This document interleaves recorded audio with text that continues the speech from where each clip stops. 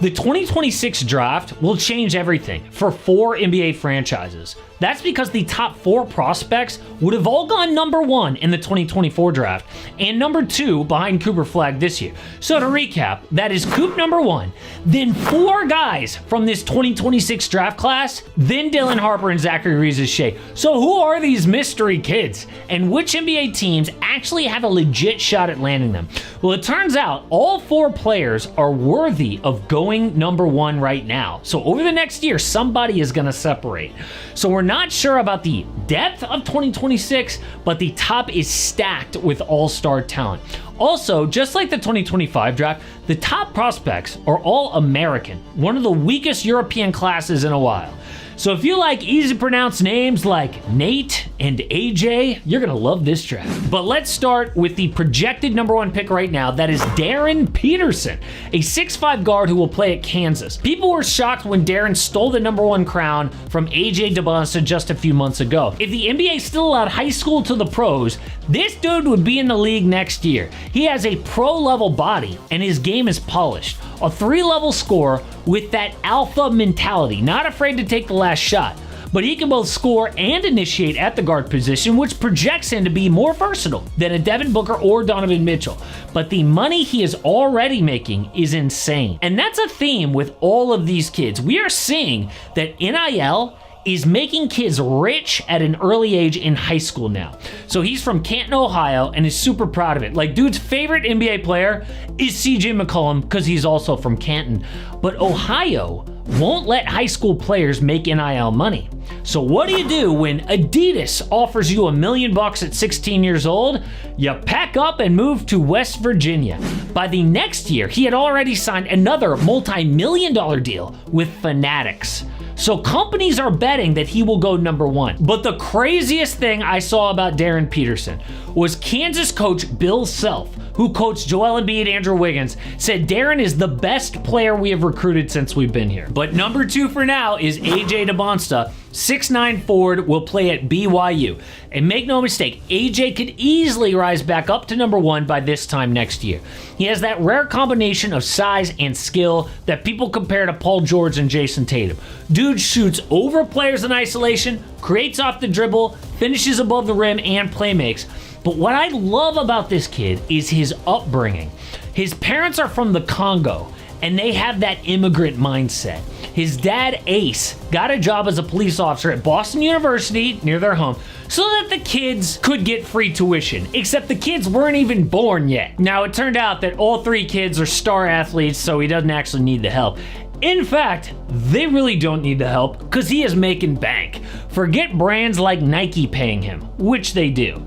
I had no idea. Schools will pay these kids to come play for them, like they're pro teams or something. Like Montverde offered AJ $1 million to play his senior year there. Seriously, 7 figures, but he turned them down because another school called Utah Prep offered him $600K and part ownership in the school. This is insane for a 17-year-old. But prospect number 3 is Cam Boozer, a 6'9" forward going to Duke. So at one point, Cam was ranked ahead of Cooper Flagg when we thought that they were both going to go in the same draft class. It went Cam 1, Cooper 2, AJ dybansta 3, but then Cooper reclassified and Cam slid down. Why? Well, honestly, it's more like other players jumped him. But I saw an expert describe Boozer as the ideal Robin to a team's Batman at the NBA level. He's a strong rebounder, rim finisher, good in transition, but can shoot from deep and make smart passes. Just look at him play for Team USA against Team World recently. The kid looks like an NBA player out there, similar to Cooper Flagg when he was playing against Team USA before the Olympics. Now, Cam in this game had 22 points, 16 boards, and 6 assists.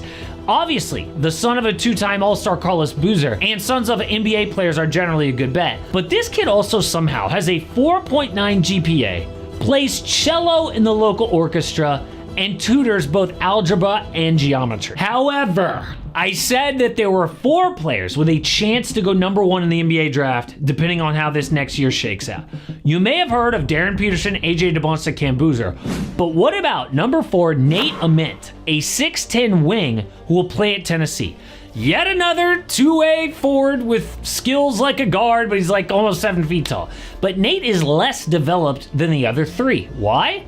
Because he really fell in love with basketball during the pandemic, and then quickly shut up the prospect rankings. And if he shows that development at Tennessee, we could see him go number 1.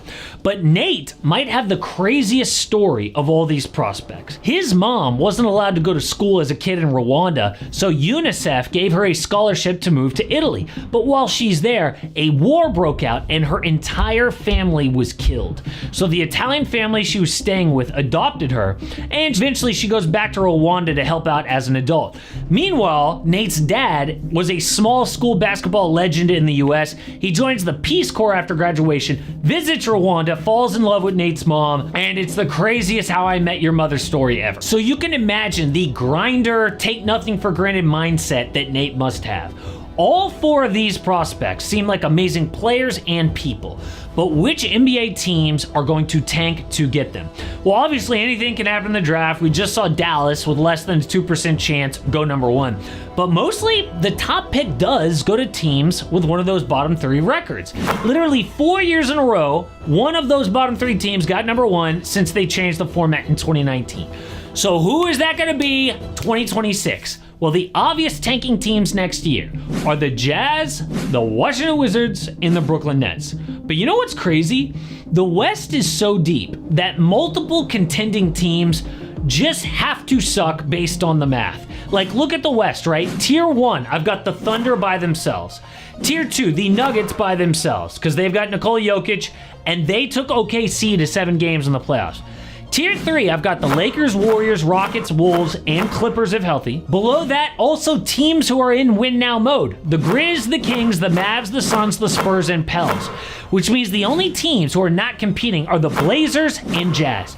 2 teams! 7 teams will miss the playoffs. 7! So that is 7 teams who plan to be good, who are going to be pissed at how their season turns out. But by the way, why not the Boston Celtics? We know that Jason Tatum is injured, people talking about a gap year. How crazy would it be if they somehow found a way to punt next season to end up with a top 3 pick? Obviously, they would need some draft luck, and I'm not saying it's likely, but a slow start by them might turn into something crazy. So the point is that next year is going to be insanely competitive in the NBA, but there will be a huge reward at the end. This 2026 class is stacked, and 3 to 4 teams are going to be very glad that they picked high in the draft. But one guy on his way out of the NBA is Andre Drummond. This dude went from the face of a franchise to riding the bench in his prime. But the cool thing is Andre knows exactly what mistakes he made along the way, and now he's trying to teach other players so that they don't follow in his footsteps.